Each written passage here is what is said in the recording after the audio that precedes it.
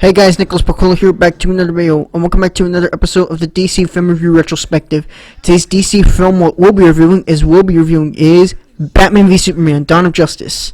After the success of Man of Steel, Warner Brothers was still in on the idea of a shared cinematic universe for DC, much like a shared cinematic universe for Marvel.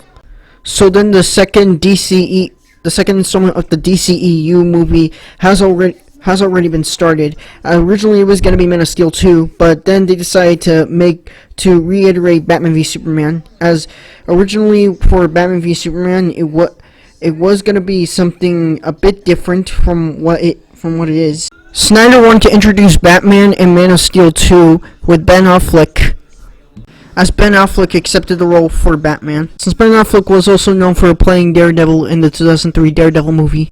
And then in 2014, it was announced that Batman v Superman was going to be released sometime around 2015, but then it got delayed again. And then with the announcement of Captain America: Civil War, Warner Bros. Had to rush the film. And the film was going to be released the same day as Captain America: Civil War, but then Warner Bros. Backed down and decided to release it earlier in March before Civil War was released. And the film was critically panned by so many fans and critics alike, and even saying that it's probably worse than what it thought, and is also the second worst to lead to the DCEU. Well, what do I think about it? Well, let's get into the plot. The film takes place right after the events of Man of Steel, where we get to see Lois Lane investigating terrorists with Jimmy Olsen. Soon after that, she got captured, and as soon as she did get captured, Jimmy dies.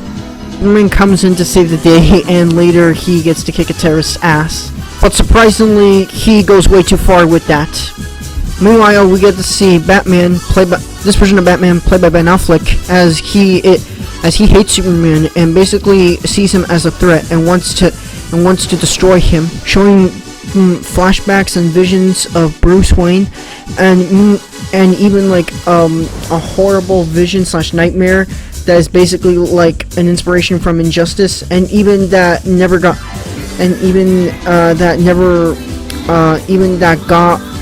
vision got out of nowhere, just basically reference to Injustice.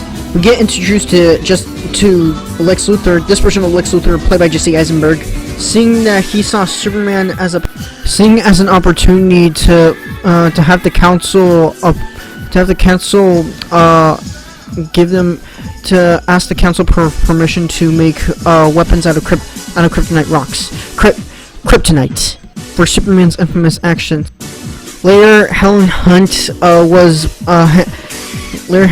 talking to Superman with one of the other councils, but as she later died. With Superman doing nothing. Wow, that's kind of cruel. Well, what were they doing with this scene anyway? The scene goes by really fast, with Batman killing dozens of crooks, and Superman is just being investigated and trying to defeat crooks, but Batman just kills on the other hand. They both talked, and even says one infamous line, "Do you bleed?" Bruce meets a mysterious figure lady at a party. She may or may not be important later. Lex goes inside to the Kryptonian ship, found Zod's dead body, uses his own DNA to transfer into Zod's body. It's kind of complicated. And then later after that, we get to see Batman and Superman fighting, Batman v Superman, which is what it's called, because of course it's Batman v Superman. And then Batman stops after when Clark said, "Save Martha." Martha! Why did you say that name? It's his mother's name. It's his mother's name.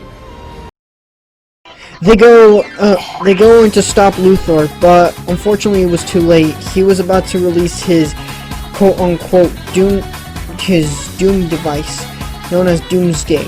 Doomsday is basically a zombification version of Zod. Doomsday, the infamous villain from Death of Superman. Yeah, they get the Death of Superman in this movie. Yeah, he said that if man won't kill God, the devil will do it, which he's referring to Doomsday. Wonder Woman joins in, and they both fight, and then later Superman sacrifices himself. Not a really good execution death. Nowhere near as good as Iron Man's death in Avengers Endgame. After that, the movie ends and even starts with a post-credit scene with Lois putting dirt on Clark's grave, and with hinting that Clark is still alive as credits roll. Well, not still alive. I mean, like he is alive. Clark hinting Superman's return, of course, hinting a return that is executed not that good. With Clark hinting that he might be still alive as credits roll.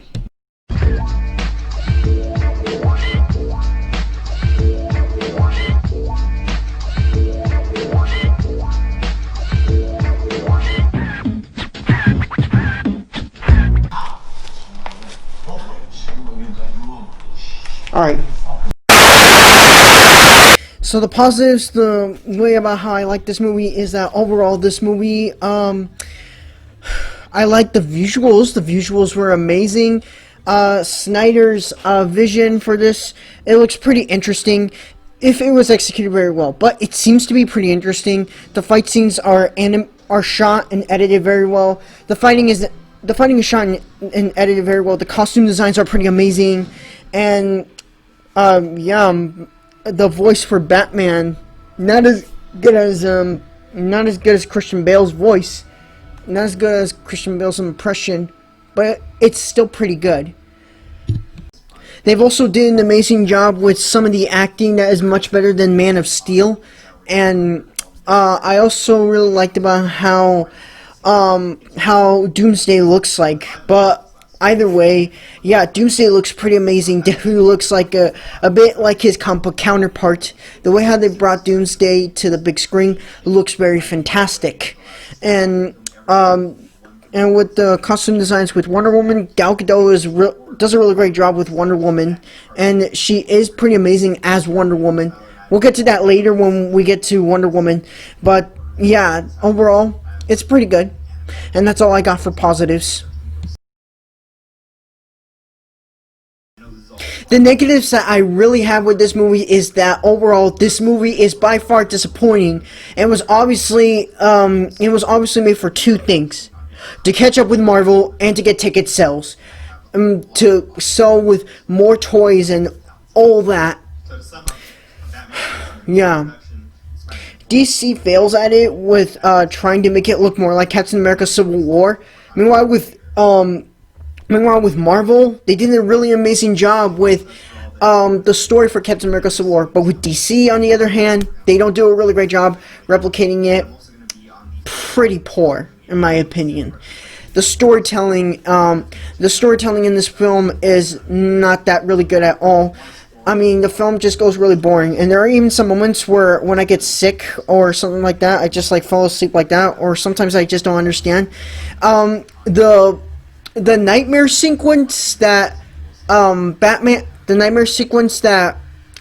had in this movie, it's obviously a reference to Injustice: Gods Among Us, the really cool DC video game ever made and best comic book video game ever made.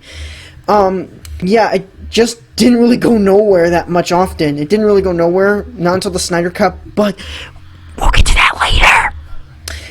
Anyways, yeah. And plus, Batman killing is not that good. Alright, everyone knows that Batman doesn't use guns to kill his victims. Well, except for this one, of course, in this own version. But in the main DC comics continuity, Batman has never killed. But there are some moments where he has forced to kill, and he just goes with them. But yeah, this.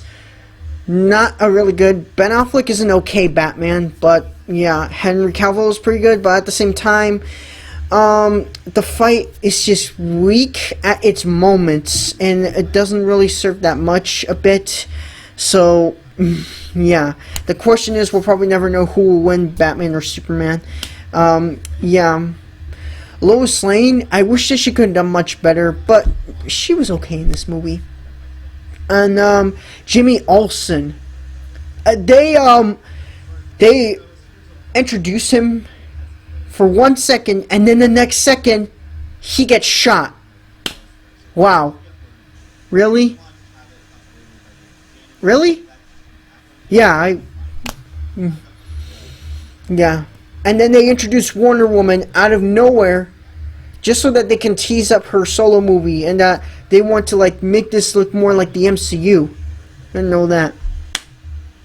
Yeah, it's obviously because they want to compete with the MCU. They want to with Warner Brothers and DC wanting to compete with Disney and Marvel. Yeah, that's basically what it is.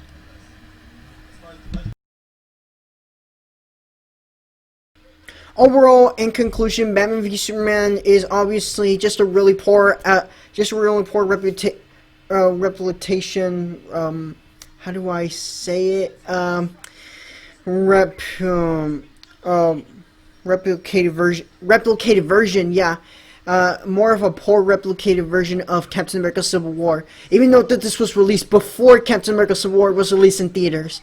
Captain America Civil War, which was my favorite movie of 2016. That, of course, in the Ratchet and Clank movie. But yeah, overall, this movie is pretty poor.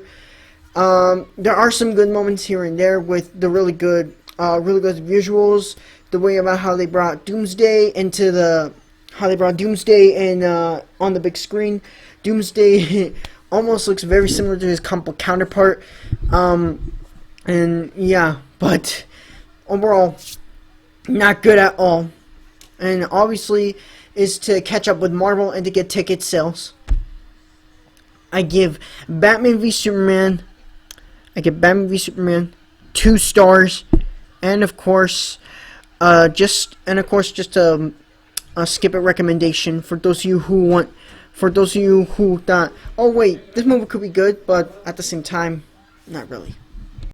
So that's basically my review on Batman v Superman Dawn of Justice. What do you guys think about it? Leave your thoughts in the comments down below. I'm Nicolas, and of course, I'll try to post daily as I can. But with this microphone, my brother is always using this microphone, so so yeah, I definitely need to like use this microphone whenever he's not using this, or whenever I have to ask permission. But hopefully, by this week I can post daily, and, yeah, hoping to post daily. There's gonna be some other videos coming along soon, so keep an eye on that. Thank you guys so much for watching this video. This isn't the last DC movie review, because of course we're in the Joker movie and Wonder Woman 84 now.